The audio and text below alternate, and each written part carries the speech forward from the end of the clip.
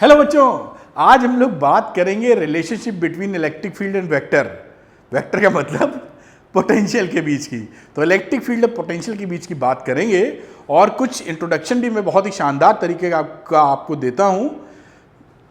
उससे पहले एक छोटा सा सजेशन कि इन वीडियो लेक्चर्स को आप सीरियल या सीक्वेंस में देखिएगा बेटा, जिससे आप बिल्डअप कर पाए अपने अच्छे कॉन्सेप्ट्स को बोर्ड एग्जामिनेशंस में या कॉम्पिटिटिव एग्जामिनेशन में, नीट और जेई में आप सफलता पा पाएं। चलिए बात को शुरू करते हैं। देखिए, जो कंजर्वेटिव फील्ड्स होती हैं, कंजर्वेटिव फील्ड किन्हें बोलते हैं? कई गुण होते हैं उनके अंदर जो पार्ट डिपेंडेंट नहीं होती हैं। तो electrostatic forces, fixed charges, Coulomb's force, ये हमारा कंजर्वेटिव फील्ड है। तो जो कंजर्वेटिव फील्ड होती हैं, इनकी इलेक्ट्रिक फील्ड को हम लोग एसोसिएट कर सकते हैं किसी स्केलर क्वांटिटी से। यहां पर हम पोटेंशियल से एसोसिएट करते हैं और पोटेंशियल का यानी इलेक्ट्रिक पोटेंशियल का और इलेक्ट्रिक फील्ड का आपस में संबंध होता है, रिलेशनशिप होती है। उस रिलेशनशिप को भी आज हम स्टडी करेंगे। ये बहुत काम की होती है। जो कंजर्वेटिव फील्ड नहीं होंगी उसमें ये रिलेशनशिप स्टैब्लिश नहीं की जा सकती हैं। समझ रहे होंगे मेरी बात, क्योंकि पोटेंशियल एनर्जी का कॉन्सेप्ट पिक्चर में नहीं आता। खैर, बात को छोटा और सरल रखने के लिए कि किसी भी चार्ज का जो रुका हुआ चार्ज है उसके इफेक्ट को देखने के दो तरीके होते हैं। एक तो इलेक्ट्रिक फील्ड के माध्यम से, दूसरा इलेक्ट्रिक पोटेंशियल के माध्यम से। और इलेक्ट्रिक पोटेंशियल और इलेक्ट्रिक फील्ड आपस में रिलेटेड होते हैं। तो इन सारी बातों को हम समझेंगे। मुद्दा ध्यान रखिएगा कि कंजर्वेटिव फील्ड के अंदर ही किसी इलेक्ट्रिक फील्ड को हम स्केलर क्वांटिटी से एसोसिएट कर सकते हैं। और स्केलर क्वांटिटी यहां पर कौन सी है? Electric potential. Electric potential scalar quantity होती है, इलेक्ट्रिक फील्ड वेक्टर क्वांटिटी होती है। तो मजेदार बात क्या है कि इलेक्ट्रिक फील्ड को, एक वेक्टर क्वांटिटी को एक हम लोग स्केलर क्वांटिटी से एसोसिएट कर पाते हैं। खैर, मुद्दे की बात है, बात को आगे लेके चलते हैं। तो लिखा है relation between electric field and potential. इस बात को समझते हैं कि इलेक्ट्रिक फील्ड और पोटेंशियल के बीच में रिलेशन क्या है। सपोज करिए हमारे पास कुछ इलेक्ट्रिक फील्ड्स हैं। ये कोई इलेक्ट्रिक फील्ड ले लेते हैं।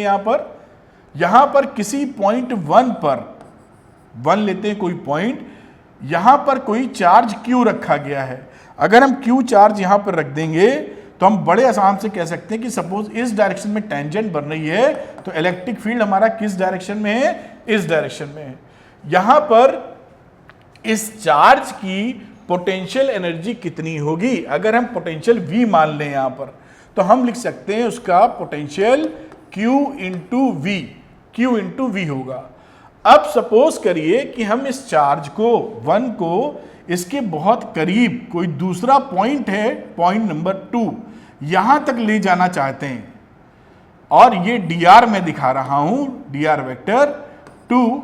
आप जानते ही जब हम पोटेंशियल का या एनर्जी का जिक्र करेंगे तो वो कंजर्वेटिव फील्ड होने की वजह से पाथ डिपेंडेंट नहीं होता है। तो आप ऐसे ले जाएं या कैसे भी ले जाएं, प्रॉब्लम नहीं होगी उसमें।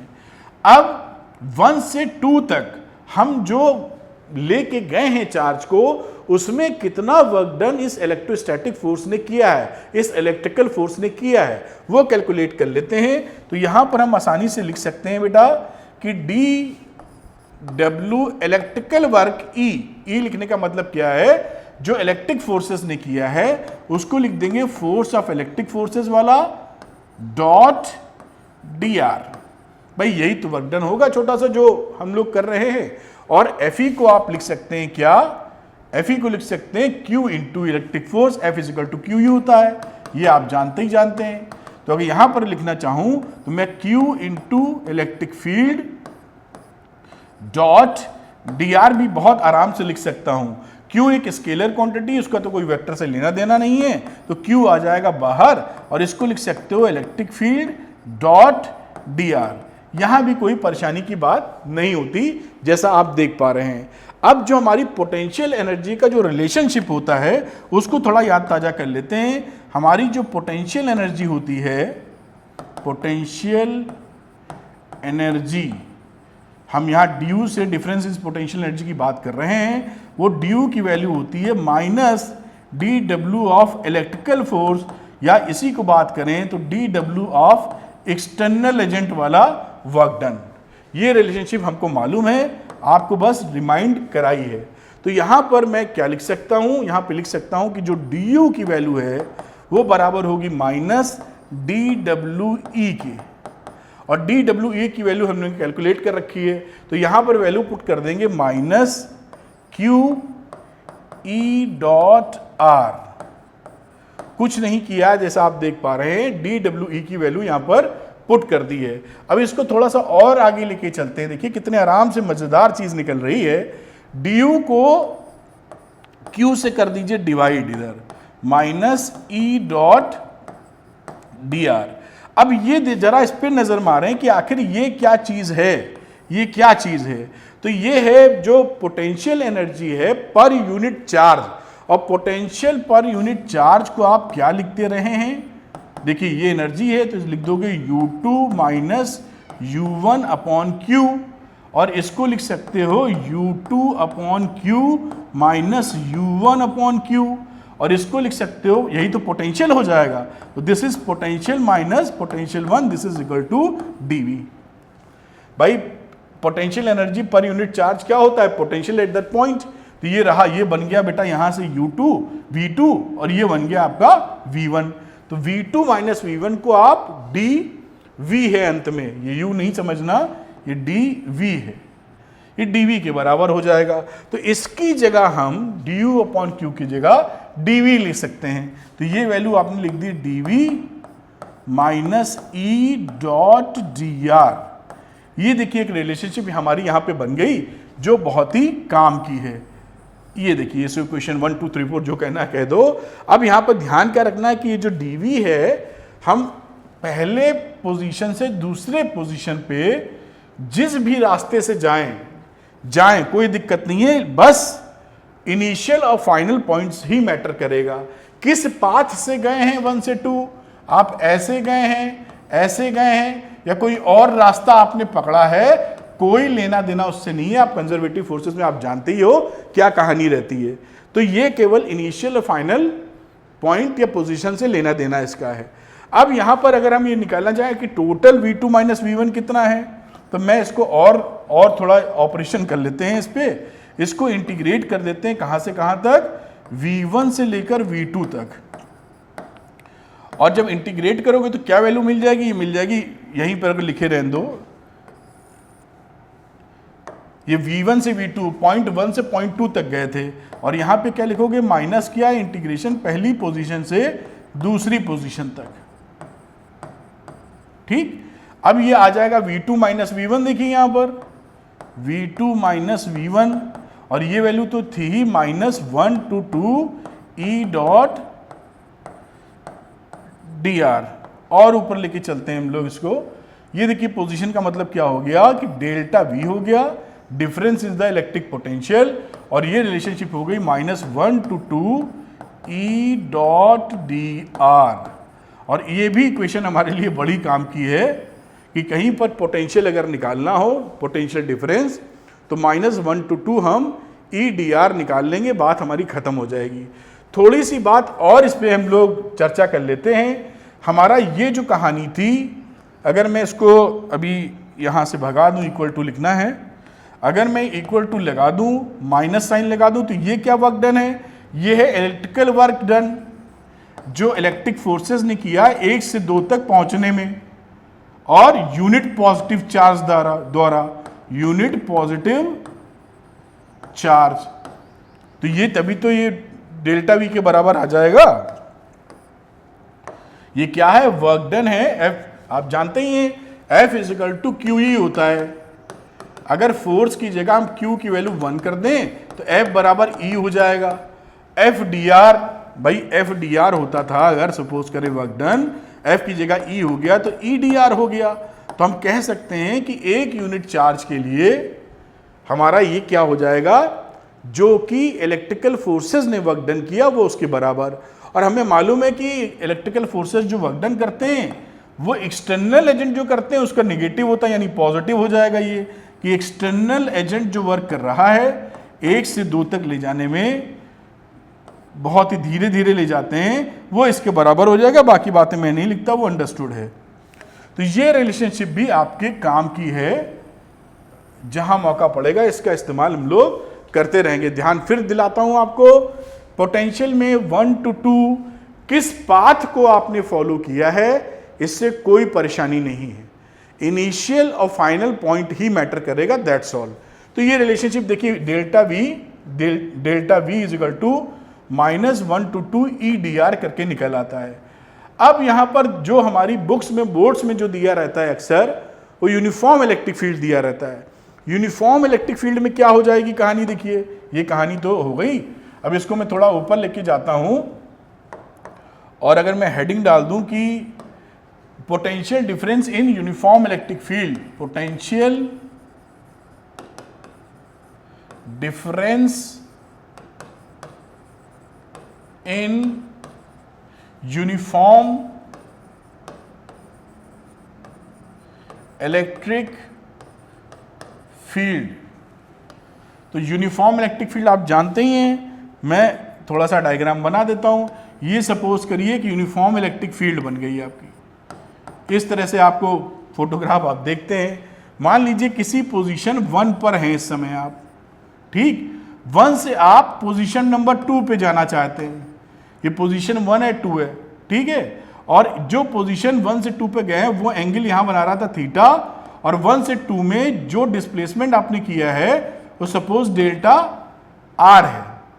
अब यहां से अगर मैं इसका ये पाथ निकालूं ये, तो आप कॉस थीटा लगा के आराम से कह सकते हैं ये component delta R cos theta हो जाएगा। ये भी बात हम सब समझ पाए हैं।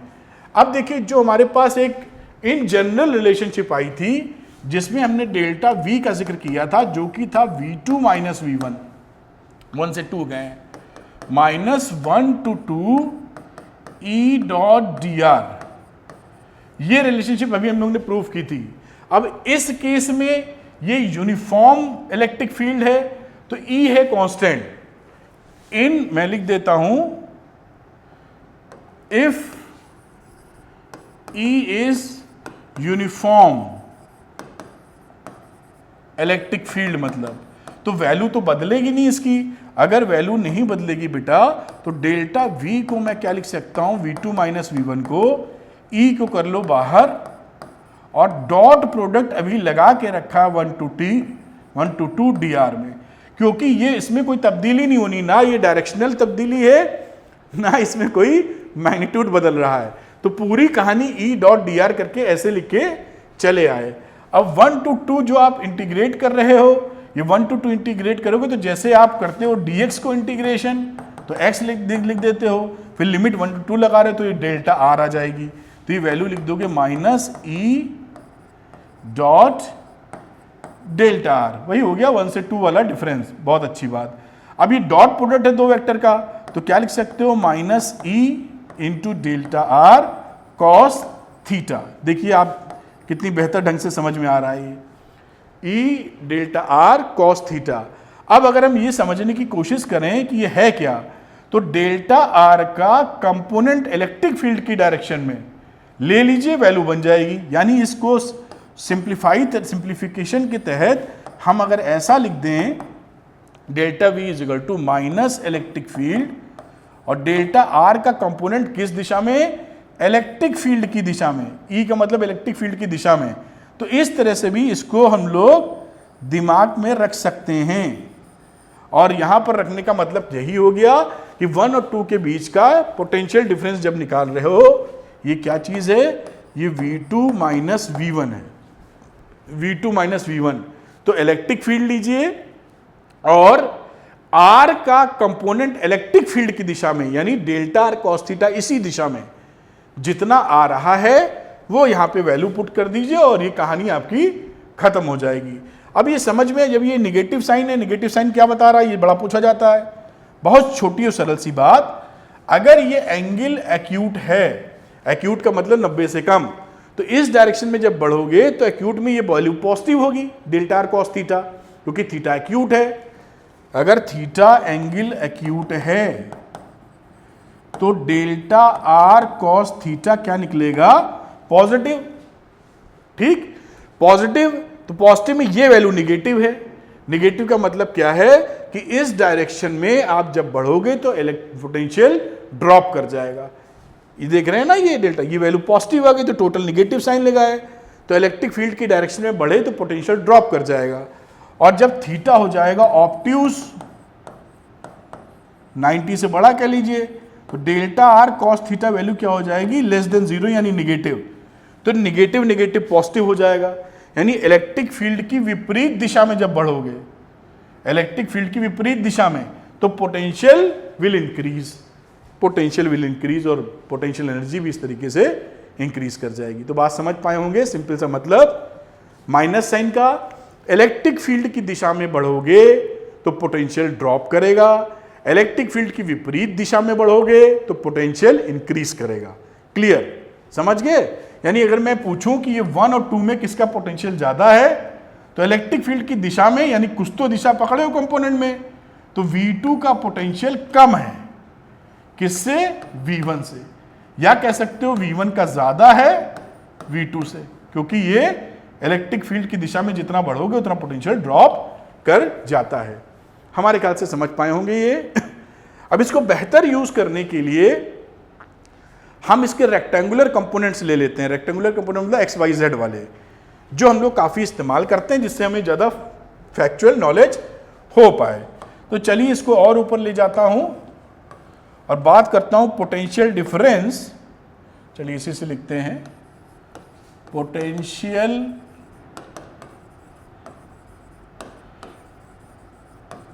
Difference in terms of rectangular components, यहां लिख देते हैं रेक्टेंगुलर, वही XYZ वाली कहानी ऐसा समझ लीजिए आपको सरल भाषा में समझाने के लिए, कंपोनेंट्स ऑफ इलेक्ट्रिक फील्ड, ये बात हम लोग देख रहे हैं। इलेक्ट्रिक फील्ड के कंपोनेंट को आप कंसीडर कर लीजिए। भाई इलेक्ट्रिक फील्ड एक वेक्टर क्वांटिटी है, तो इसे मैं लिख लेता हूं EX I cap plus EY J cap plus EZ K cap. बहुत अच्छी तरह लिख लिया। अब dr वेक्टर ले लेते हैं, इस्तेमाल किया था dr वेक्टर, तो उसको लिख लो dx into I cap dy into J cap and dz into के कैप। ये दोनों बातें लिख दी। अब हमने जो रिलेशनशिप देखी थी अभी, वो क्या देखी थी, dv इज इक्वल टू, यहां अलग अलग कंपोनेंट में तोड़ भी सकते हैं हम लोग, वरना डॉट प्रोडक्ट सीधे ले सकते हैं।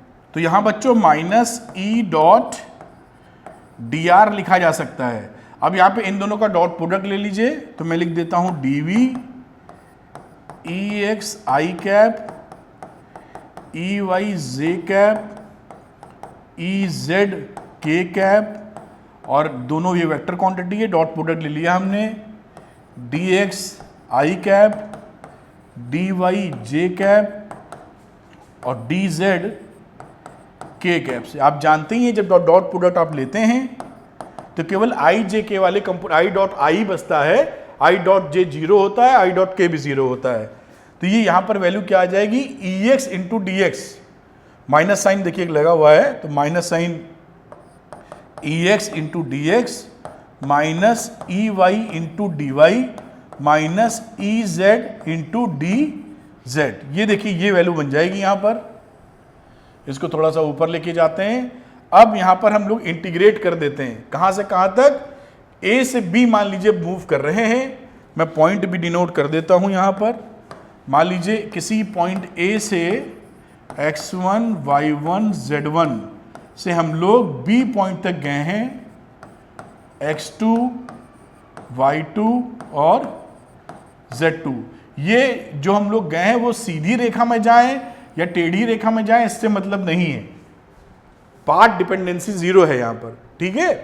अब यहां पर अगर आप इंटीग्रेट करते हैं बेटा, कहां से कहां तक, VA से लेकर VB तक आप गए हैं DV, और यहां पे इंटीग्रेट कर देना होगा कोऑर्डिनेट सिस्टम के अनुसार, माइनस x1 y1 z1 और ये रहा x2 रेक्टेंगुलर कंपोनेंट्स के अनुसार, और अंदर वैल्यू हो गई ex dx plus ey dy plus ez dz।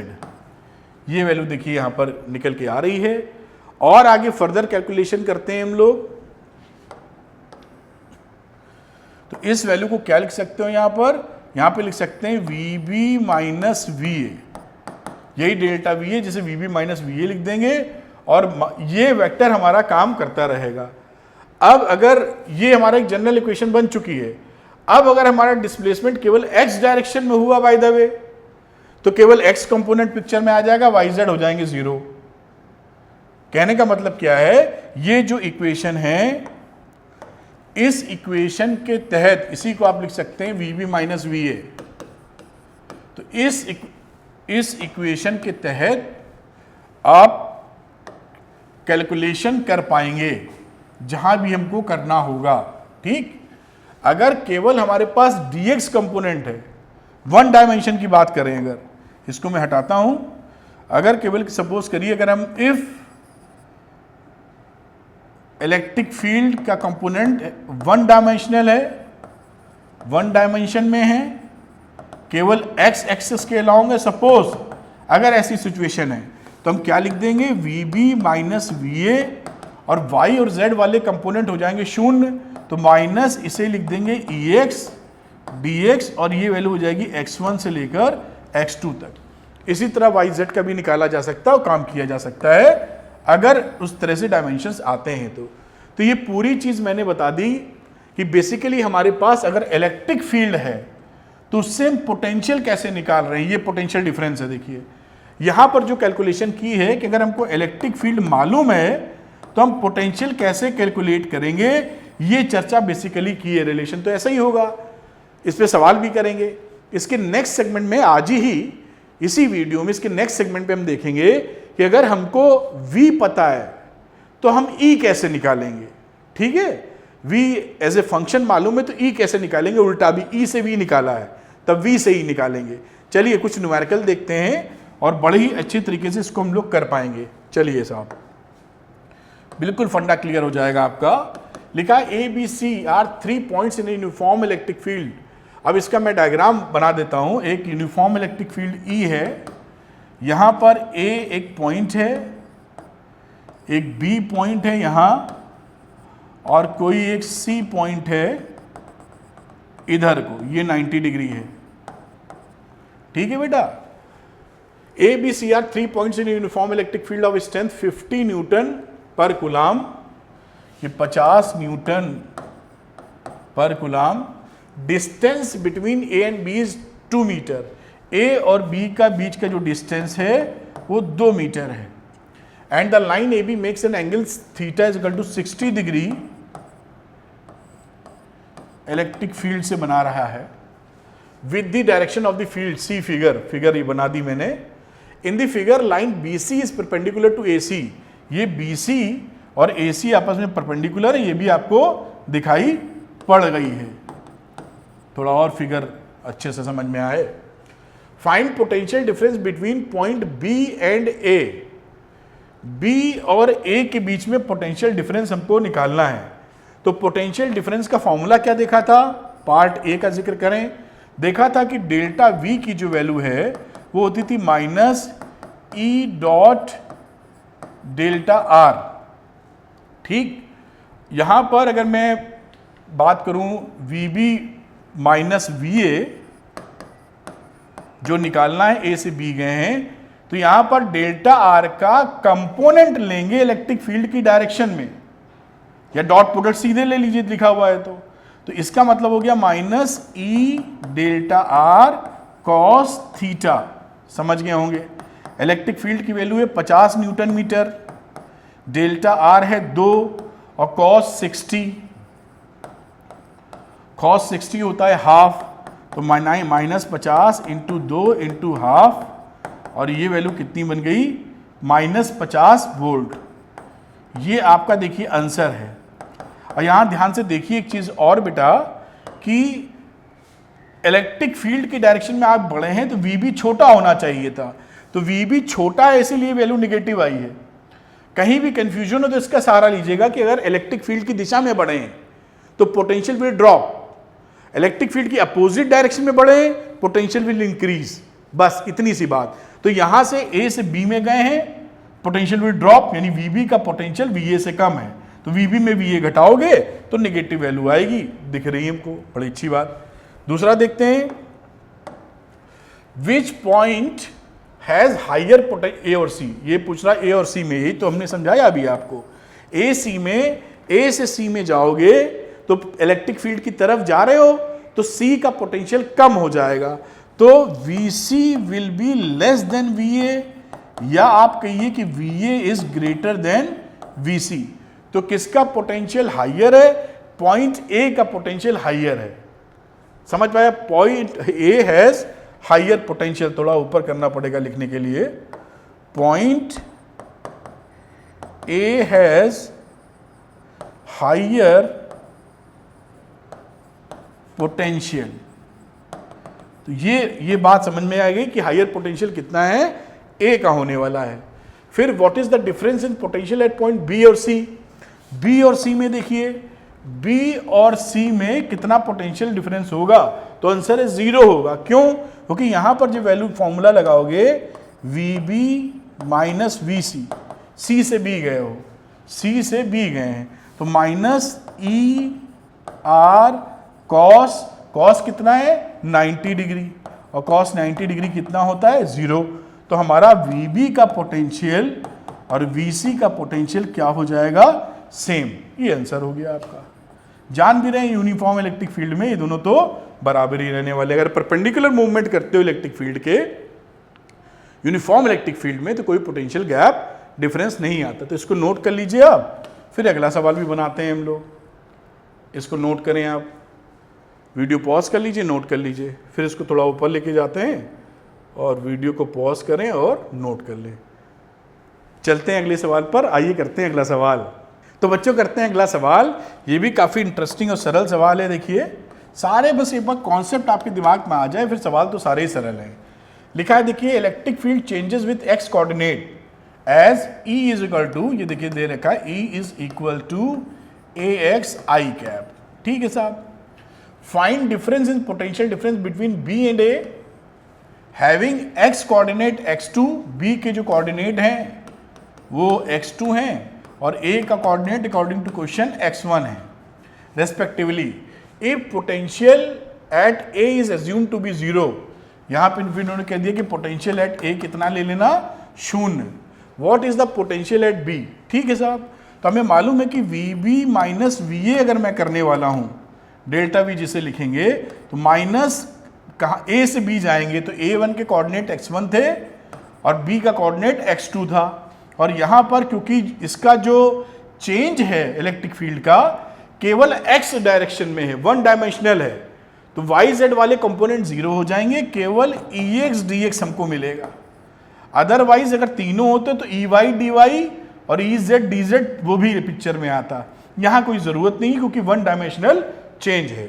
अब यहाँ पर वैल्यू लिख दीजिए minus integration x1 x2 EX की वैल्यू यहाँ पे दे रखी है AX, तो ये डाला साहब आपने AX और ये रहा DX। तो VB potential at A will be 0 जैसा इन्होंने बताया था, माइनस ये वैल्यू हो गई AX स्क्वायर बाई 2 और यहाँ आपने x1 x2 लिमिट डाल दी तो क्या बना वैल्यू? माइनस A/2 और ये आ गया x2 square minus x1 square. ये आंसर आ चुका है। देखिए this is VB minus A/2 x2 square minus x1 square. बस बात खत्म, ये आपका आंसर था। सवाल खत्म हो चुका है। देखिए शुरू होने से पहले ही सवाल खत्म हो गया। इसको आप नोट कर लीजिए, अगला सवाल फिर से लगाएंगे हम लोग। ठीक है, नोट कर लिया होगा वीडियो पॉज करके। अगले क्वेश्चन पे आते हैं। अगला क्वेश्चन बोलता है the electric field in A 2 dimensional space. वो 1 डायमेंशनल था, ये 2 डायमेंशनल है। ठीक है साहब, कोई दिक्कत नहीं। ये E की वैल्यू दे रखी है, मैं E यहाँ कहीं लिख देता हूं जैसे आपकी निगाह भी अच्छे से पड़ जाए। V I cap plus X Z J cap लिखा हुआ है। Find potential difference between A and B. हमें V A minus V B निकालना है। तो जब भी V A minus V B निकालना होगा, माइनस लिखिए, बी से ए गए हैं, बी से ए हम लोग गए हैं, ई डॉट डी आर, ये जो जनरल फॉर्मूला होता है उसको अप्लाई कर दिया। क्योंकि यहाँ 2 डायमेंशन में जेड है नहीं, तो 2 डायमेंशन में अगर चेंज हो रहा है तो 2 डायमेंशन को पिक्चर में ले लीजिए। E x D X plus E Y D Y. देखिए आराम से यहाँ पर ऐसा किया जा सकता है, कोई परेशानी नहीं है। अब V A minus V B minus A, B to A लिखा हुआ है तो अभी मैं बी टू ए लिखे रहने देता हूं। ई एक्स वाला कंपोनेंट लेता हूं, तो ई एक्स का कंपोनेंट होता था आई कैप के साथ, तो ये आ जाएगा वाई, तो ये हो गया y d x. E y का कंपोनेंट होता था, भाई ई जो लिखते थे, आपको याद दिला दूं जैसे कहीं से कोई कंफ्यूजन ना हो, ई जैसे लिखोगे तो इसको ई एक्स आई कैप लिखते हो, और E Y Z J cap, और के होता तो के भी लिखते। तो आई कैप के जो कोफिशिएंट है वो ई एक्स की वैल्यू है, विच इज वाई। ठीक, और यहां पर y के बाद मिल गया आपको x, तो ये रहा x dy। ये देखिए, इसको एक्सप्रेशन को ऐसे लिख देते हैं। अब ये लिखने के बाद इसके मैं 2 मेथड बताऊंगा सॉल्व करने का। पहला मेथड क्या है कि अगर हम लोग t को x इंटू वाई ले लें, उसी का डिफरेंशिएशन है बेसिकली, तो इसको देखिए dt अपॉन dx करोगे तो ये first function differentiation of second function plus first function differentiation of first function, तो ये वैल्यू क्या हो जाएगी dt, ये dx कट गया, तो dt is equal to dx into d y plus y into d x. ध्यान से देखिए, तो ये जो y into d x into x into d y, इसकी वैल्यू क्या लिखी जा सकती है dt। अगर हम ये सब्स्टिट्यूशन लगा दें तो अभी इसको मैं बता रहा हूं, अगर ये पकड़ लेंगे मैथ्स वाले तो, अगर बायो वालों को दिक्कत होगी तो दूसरा मेथड भी बता देंगे, पाथ तोड़ के उस तरह भी कर सकते हैं, वरना ये थोड़ा सा पकड़ के रखेंगे तो ज्यादा आसानी हो सकती है। तो यहां पर वैल्यू क्या लिख दी हमने, लिख दी V A minus V B, और माइनस लिखा, और यहां पे वैल्यू हमने डाल दी डी टी, और t के रेस्पेक्ट में, क्योंकि ये ए बी किसके रेस्पेक्ट में था, एक्स वाई के रेस्पेक्ट में, तो x से वाई ए, ये हो गया एक्स बी वाई बी, और ये एक्स ए वाई ए। ये देखिए ये वैल्यू बनी X B Y B, X A Y A, और आगे इसकी वैल्यू आ जाएगी माइनस टी, और माइनस टी, और यहाँ लिमिट लगा दीजिए एक्स से वाई, लोअर लिमिट हो गई एक्स बी वाई बी और एक्स से वाई ए। अब यहाँ पर देखिए ये जो वैल्यू लिखी है ये एक्स ए वाई ए है, और यहाँ पर ये जो वैल्यू लिखी है एक्स बी वाई बी है। ठीक, तो ये लिखा x A into y A, तो x A into y A 0 into 0 0 आ गया, फिर x B into y B तो 1 इंटू 1 1 आ जाएगा। तो यहां से वैल्यू देखिए क्या आई, माइनस साइन पहले से लगा हुआ था, तो माइनस माइनस कितना हो गया 1 वोल्ट। ये वैल्यू आ गया, आंसर देखिए 1 वोल्ट, और दिस इज योर आंसर। तो एक तरीका तो ये है जिसे आप आसानी से इस्तेमाल करके सवाल को कर सकते हैं। दूसरा तरीका देखिए, सेकंड मेथड, जहां पर इस इंटीग्रेशन को ऐसा ना, क्योंकि हमें मालूम है कि पोटेंशियल के केस में पाथ डिपेंडेंसी से कोई मतलब नहीं है, किस भी रास्ते से चले जाओगे कोई दिक्कत नहीं। तो सेकंड मेथड में हम लोग क्या करेंगे, हम इसको तोड़ लेते हैं। कैसे तोड़ लेते हैं,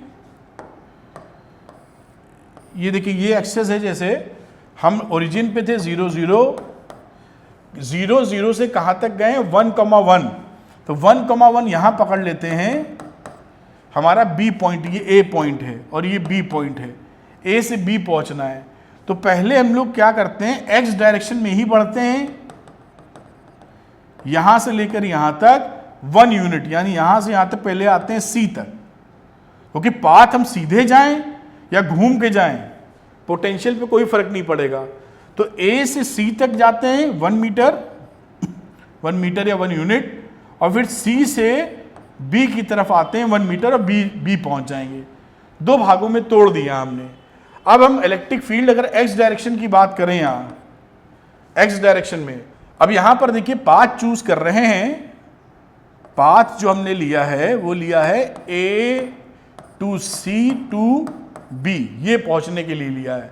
ए टू सी की कहानी अलग डील करते हैं। फ्रॉम ए टू सी, मैं थोड़ा सा इसको ऊपर करना चाहूंगा, और ए टू सी में जो इलेक्ट्रिक फील्ड होगा, देखिए ए टू सी में जो इलेक्ट्रिक फील्ड है वहां पर y कंपोनेंट तो कुछ बदल नहीं रहा है, मतलब y जो वैल्यू है y इज नॉट चेंजिंग।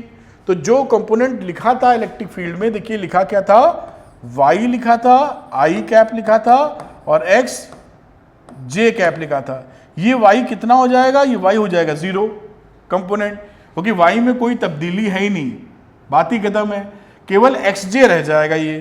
तो अगर y अपने 0 पुट कर दिया तो वैल्यू हो जाएगी xj, क्योंकि x ही बदल रही होगी इधर a टू c में।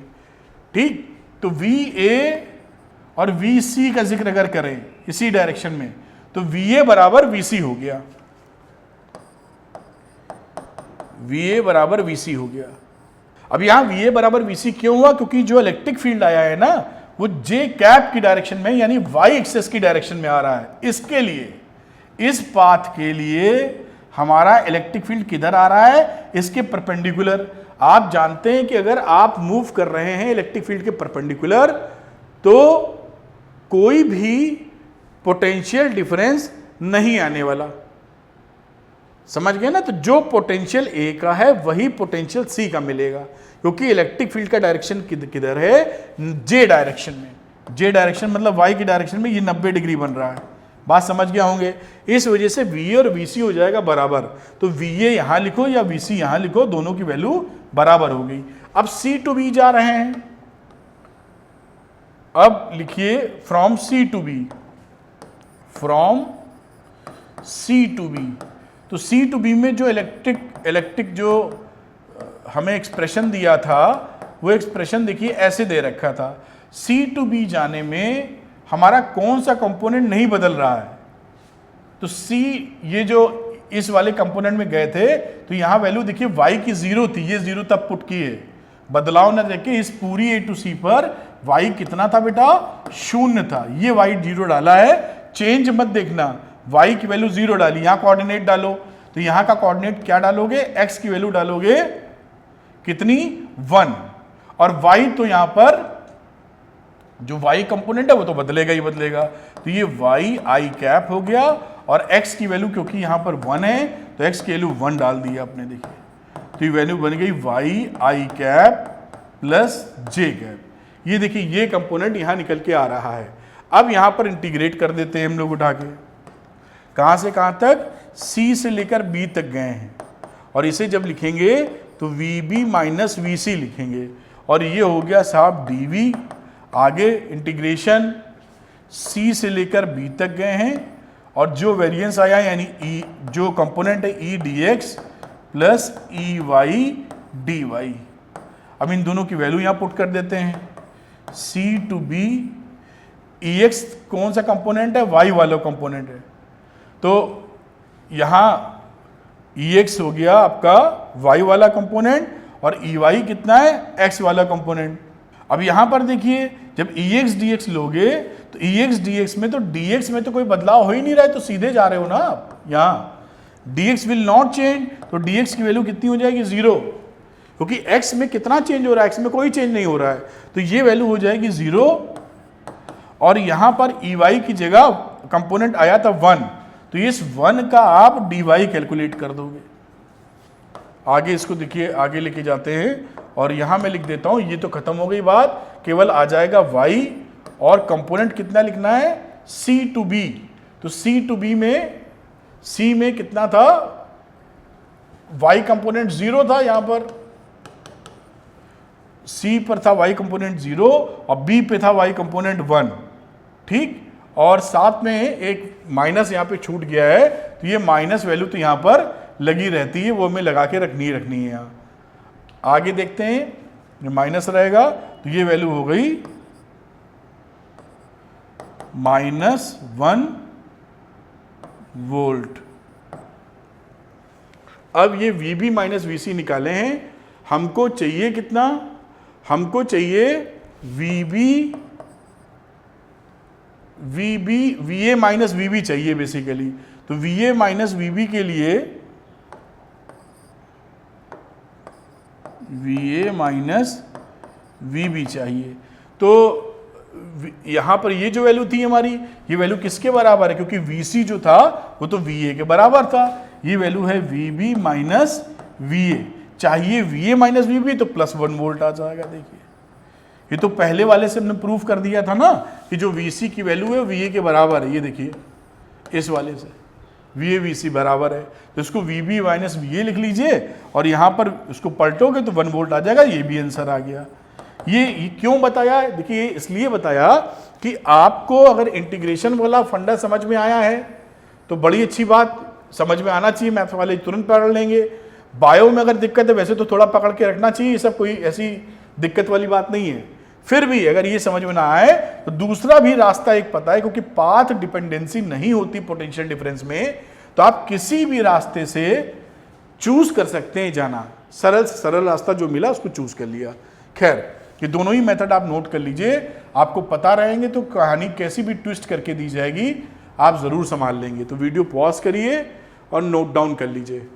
आगे लेके जाते हैं, वीडियो पॉज कर लीजिए और नोट कर लीजिए बेटा, जिससे आप समझ पावें कि कहानी क्या चल रही है। ये देखिए इस तरह से ये क्वेश्चन हो जाता है।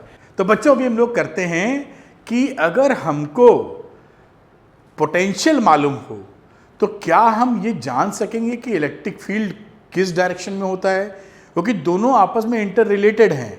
अभी जो चर्चा हम लोगों ने की उसमें ये की कि हमको पोटेंशियल मालूम था, दो इलेक्ट्रिक फील्ड हमको मालूम था, इलेक्ट्रिक फील्ड की वजह से पोटेंशियल डिफरेंस निकाल पाए थे दो पॉइंट के बीच में।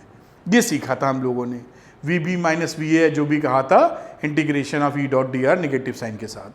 लेकिन अब चर्चा कर रहे हैं कि अगर हमको पोटेंशियल मालूम है तो क्या इलेक्ट्रिक फील्ड के बारे में कुछ हम कमेंट कर सकेंगे, क्या उसका मैग्नीट्यूड और डायरेक्शन बता पाएंगे। तो आंसर है बता पाएंगे, क्योंकि ये इंटर रिलेटेड होता है।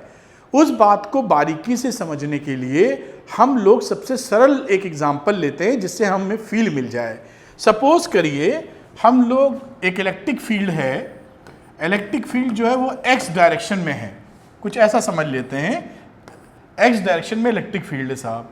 किसी पॉइंट P पर अगर हम कुछ पोटेंशियल माने dV, तो हमको मालूम है कि विपरीत दिशा में जब हम बढ़ते हैं, किसी पॉइंट Q पर जब हम आएंगे तो पोटेंशियल हो जाएगा V प्लस dV, बढ़ जाता है पोटेंशियल।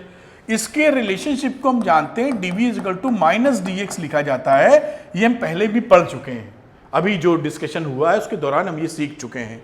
तो हम ये आसानी से कह पाएंगे E is equal to minus dV upon tx। इस तरीके से इस चीज को रिप्रेजेंट किया जा सकता है कि माइनस dV अपॉन dx के बराबर होने वाला है। ये क्या बातें हमारे दिमाग में आई कि जिस डायरेक्शन में इलेक्ट्रिक फील्ड था उसकी विपरीत दिशा के चलने पर हमारा पोटेंशियल इंक्रीज करता है।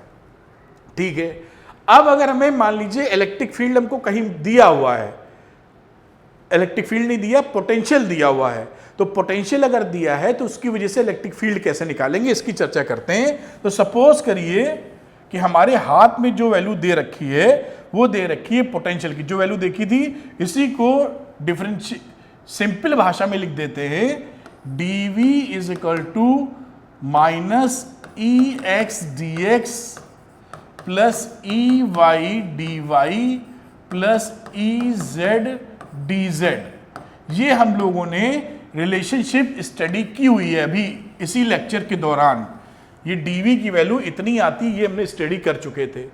अब हमने जो यहां पर ट्रांजिशन या मूवमेंट किया है x y z तीनों डायरेक्शन में, ठीक है, ये स्मॉल z या कैपिटल Z एक ही समझना होगा, एक ही डायरेक्शन में।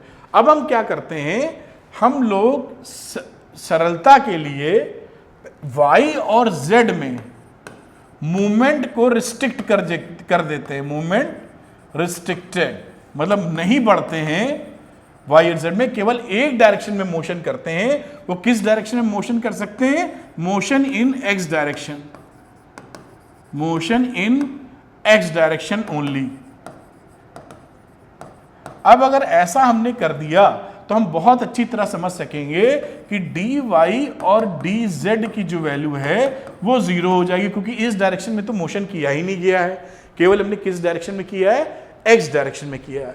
अगर एक्स डायरेक्शन में किया है तो हम सिंपली लिख पाएंगे dv is equal to minus E x D x. अभी लिखा था, हम लोगों ने देखा था, है ना, E X is equal to minus dv upon D X. तो dv को लिख पाएंगे minus E X upon D X, या यहां पर लिखना चाहें तो E X is equal to minus dv upon D x.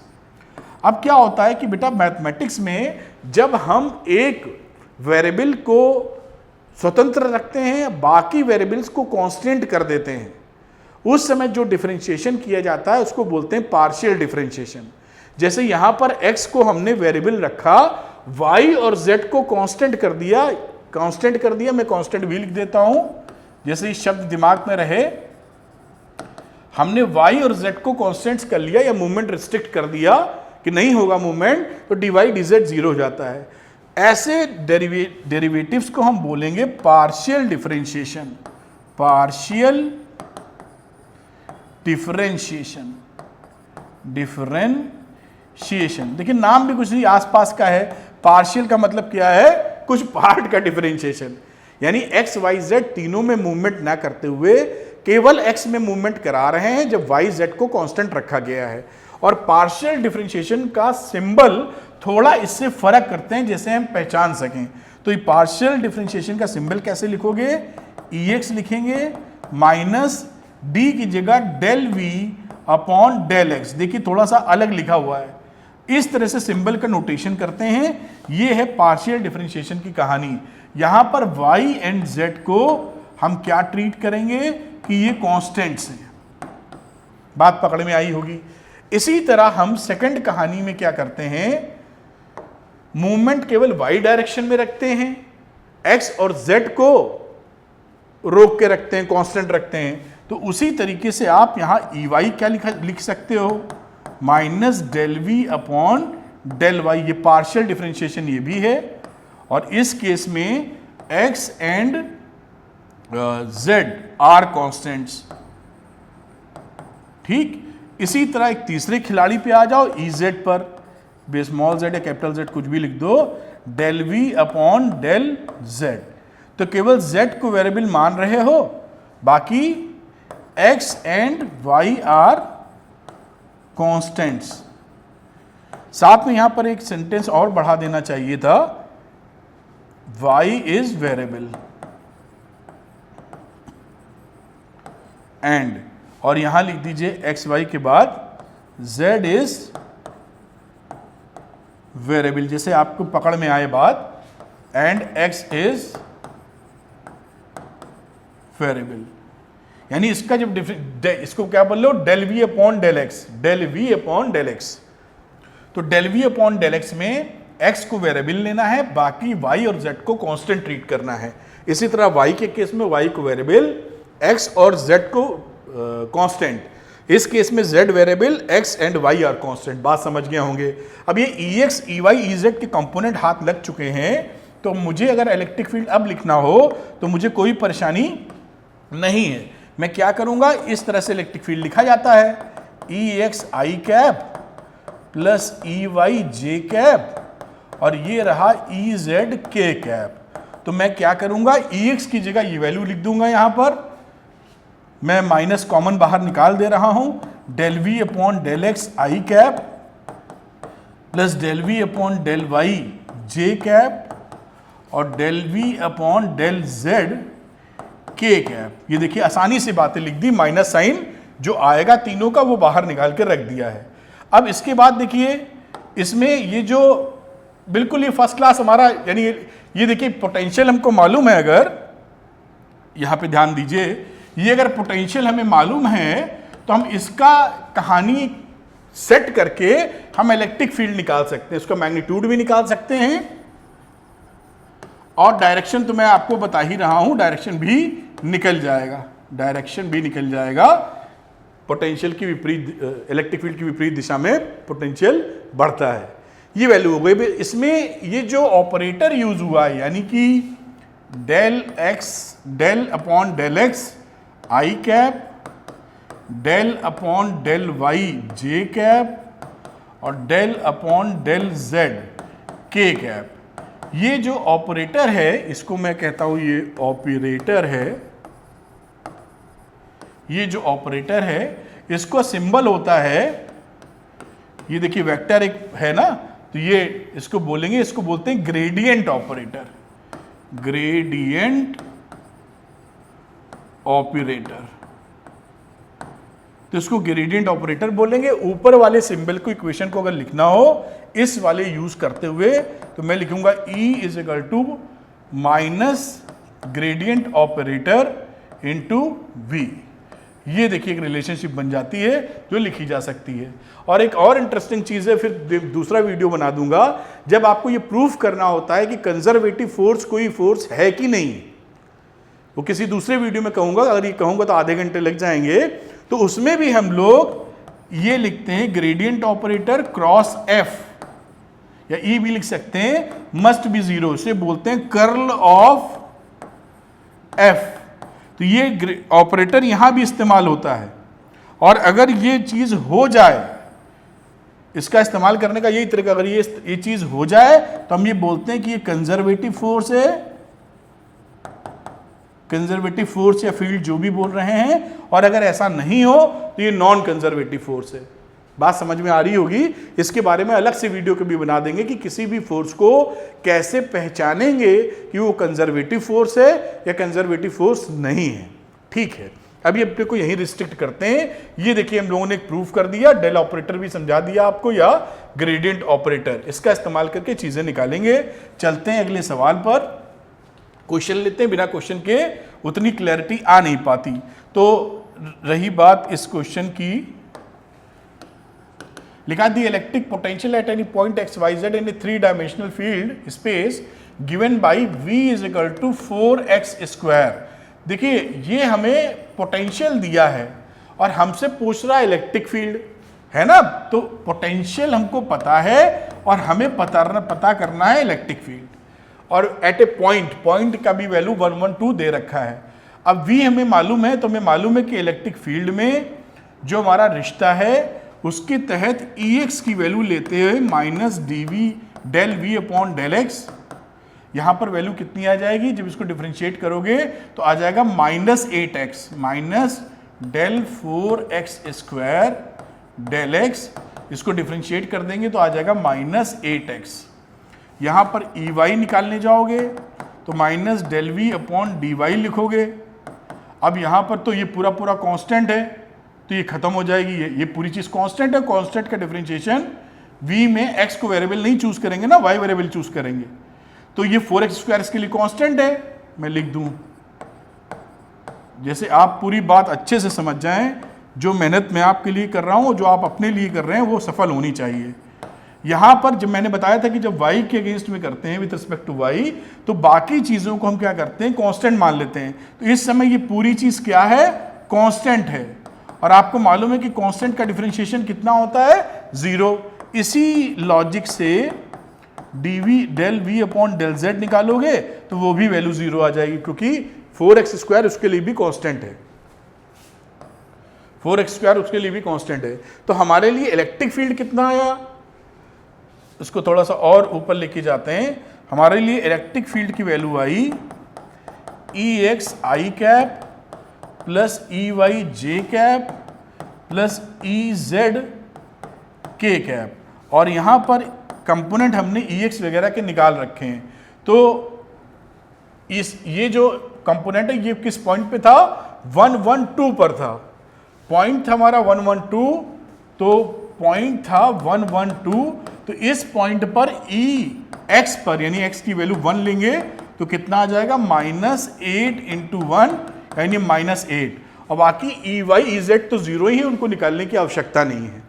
खैर, तो यहां पर इलेक्ट्रिक फील्ड कितना आया, Ex की वैल्यू पुट कर दो -8, तो -8i कैप, ये कंपोनेंट 0 था, ये कंपोनेंट 0 था, तो ये वैल्यू कितनी हो गई -8i कैप। बात खत्म, वोल्ट पर मीटर ये इसकी यूनिट हो गई। अब देखिए ये एक वेक्टर क्वांटिटी है, तो वेक्टर क्वांटिटी होने की वजह से इसके अंदर मैग्नीट्यूड भी है प्लस डायरेक्शन भी है। तो दोनों बातें हमने पता कर ली केवल v पता होने से। v पता था, v पता होने से दोनों ही बातें निकालनी। तो आप चाहें तो इसको नोट भी कर सकते हैं। मेरे ख्याल से पिक्चर शायद उड़ गई है, खैर कोई बात नहीं। तो ये आपने नोट किया होगा, वीडियो पीछे करके आप नोट कर सकते हैं जिससे सवालों का अंदाजा लग जाए। और सवाल एक आधे करते हैं जिससे आपको क्लैरिटी मिल जाए। ये तो सिंगल कहानी की कहानी थी। अब देखिए electric potential in A 2 dimensional space varies. अब देखिए यहाँ पे 2 कोऑर्डिनेट वेरी कर रहे हैं एक्स वाई, पहले वाले में सिंगल वेरिएबल था तो v लिखा 4xy और इलेक्ट्रिक फील्ड पता करना है 1 1 के ऊपर। इलेक्ट्रिक फील्ड पता करना है 1 1 पर, यानी v हमको पता है और हमको फाइंड आउट करना है इलेक्ट्रिक फील्ड। फिर वही कहानी, बहुत आसान, Ex निकालिए -∂v/∂x निकालिए। तो माइनस लिखा dx del v और ये लिखा 4xy। आपको बताया था केवल x वेरिएबल होगा, बाकी सब कांस्टेंट होगा। तो -4y आ गया बाहर, कांस्टेंट है, और del/∂x और ये बचा x, तो -4y आ गई इसकी वैल्यू। समझ गए होगे। इसी तरीके से कलर बदल लेना चाहूंगा, ey की वैल्यू निकालो -∂v/∂y -del/∂y और इसकी जगह लिखोगे 4xy। y वेरिएबल बाकी कांस्टेंट, तो -4x बाहर आ गया, del_v/del_y del_y 1 होता है तो -4x वैल्यू हो गई। और तीसरे में अगर आप निकालने जाओगे Ez तो -del_v/del_z, अब यहाँ पर del/del_z लिखोगे और ये लिखोगे 4xy। अब इसके लिए तो ये पूरी वैल्यू क्या है, कांस्टेंट है, केवल z वेरिएबल है यहाँ पर, इस वजह से वैल्यू कितनी हो जाएगी, 0 हो जाएगी। बस इलेक्ट्रिक फील्ड आ गया आपका। अब इलेक्ट्रिक फील्ड लिखने का तरीका वही, E = Ex component, Ex i cap, Ey j cap, Ez 0 था तो ये k कैप। अब यहाँ पे किस पॉइंट पे 1 1 पे निकालना है, तो वहां पे 1 पुट कर दो, एक्स वाई पॉइंट क्या है 1 1, तो ये वैल्यू कितनी बन जाएगी -4, ये बन जाएगी -4। y की जगह 1 पुट कर दिया, x की जगह 1 पुट कर दिया, तो इलेक्ट्रिक फील्ड फाइनली क्या आई Ex की जगह आ गया हमारा -4 i कैप, इसकी जगह भी -4 j कैप, और ये हमारा इलेक्ट्रिक फील्ड है। इसमें मैग्नीट्यूड डायरेक्शन दोनों ही है, वोल्ट पर मीटर। देखिए कितने आराम से निकल आता है, कहीं कोई दिक्कत ही नहीं है। एक बार लॉजिक अगर आप कॉन्सेप्ट समझ गए तो एकदम it is very very easy, और है ही आसान, मतलब बस कॉन्सेप्ट पकड़ना है। खैर ये आपने कर लिया होगा, वीडियो पॉज करके नोट कर लीजिए। अगला एक सवाल और करते हैं बेटा हम लोग। ये देखिए एक क्वेश्चन और लेके आया हूं आपके सामने। यहां पर सम इक्विपोटेंशियल सरफेसेस, ये सारी ये नंबर 1, नंबर 2, नंबर 3, नंबर 4, ये सारी क्या हैं, इक्विपोटेंशियल सरफेस हैं। Equipotential surfaces according to question, यानी इस सरफेस पे कहीं भी चले जाएंगे तो आपको क्या दिखेगा, सेम पोटेंशियल 10 वोल्ट लिखा है, इस पे 20 वोल्ट, इस पे 30 वोल्ट, इस पे 40 वोल्ट। ठीक, What can you say about the magnitude and the direction of the electric field?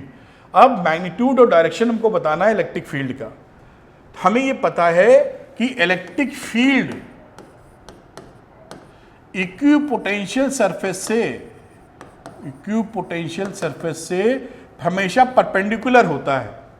ठीक, तो अगर मैं इस तरह का एक इक्विपोटेंशियल सरफेस बना रहा हूं तो इलेक्ट्रिक फील्ड या तो परपेंडिकुलर ऐसे जाएगा या परपेंडिकुलर ऐसे जाएगा, दो ही तो केस हैं जाने के इलेक्ट्रिक फील्ड का डायरेक्शन। हमको ये भी पता है कि अगर हम इलेक्ट्रिक फील्ड की डायरेक्शन में बढ़ते हैं तो पोटेंशियल गिरता है। तो अगर हमने इलेक्ट्रिक फील्ड, ये मान लो मैंने कहा E1 और इसको कहा E2, समझना मेरी बात, अगर मैं E1 ले रहा हूं इलेक्ट्रिक फील्ड में तो हमारा पोटेंशियल गिरना चाहिए था, इलेक्ट्रिक फील्ड की डायरेक्शन में आगे बढ़ रहे हैं, अगर परपेंडिकुलर गिर नहीं रहा है तो बढ़ रहा है। अगला स्टेप 20 है, 30 है, 40 है। इसका मतलब हमारा इलेक्ट्रिक फील्ड का डायरेक्शन क्या है, E2। तो E2 का डायरेक्शन परपेंडिकुलर बना दें। अगर यहां पर मैं कुछ अच्छा सा परपेंडिकुलर बनाने के चक्कर में हूं, ऐसे कुछ परपेंडिकुलर बना दिया, समझ पाए होंगे आप। अगर ये परपेंडिकुलर ऐसे बना दिया जाए तो उस समय सिचुएशन क्या बनेगी कि आप जब इसके अपोजिट जाएंगे तो पोटेंशियल बढ़ रहा है, यानी इसका डायरेक्शन तो आपने पकड़ लिया। ये किस चीज का डायरेक्शन है, इलेक्ट्रिक फील्ड का। बात समझ में आई कि नहीं? क्योंकि इलेक्ट्रिक फील्ड का डायरेक्शन इक्वी पोटेंशियल सरफेस से हमेशा परपेंडिकुलर होता है, या तो ऐसे होगा या ऐसे होगा। इसमें E2 हमारी राइट चॉइस है, E1 गलत है, क्योंकि इस डायरेक्शन में अगर इलेक्ट्रिक फील्ड इसकी विपरीत दिशा में जा रहे हो तो पोटेंशियल बढ़ना चाहिए, जो बढ़ रहा है 10, 20, 30, 40, 50 वोल्ट हो रहा है। बहुत अच्छी बात। अब हमको ये भी मालूम है कि ये एंगल अगर 30 है और ये एंगल हो जाएगा हमारा कितना, 90 डिग्री। तो यहां से हम आपको दिखाने के लिए यहां से गिरा रहे हैं एक परपेंडिकुलर। ये देखिए, ये परपेंडिकुलर ड्रॉप किया है, उस वाले को इलेक्ट्रिक फील्ड के लिए रखा है। इसको हटाएंगे तो फिर उठाना पड़ेगा। खैर, ये ट्रायंगल देखिए, ये ऐसे ट्रायंगल बना दिया आपको समझने के लिए। इसमें इसके बीच का सेंटीमीटर में स्पेस दिया है, दिस इज द 10 सेंटीमीटर। ये 10 सेंटीमीटर, ये 20, तो बीच का डिफरेंस कितना है, 10 सेंटीमीटर। ये यहां से 10 सेंटीमीटर है, यहां से 20 सेंटीमीटर है, तो गैप कितना है, 10 सेंटीमीटर।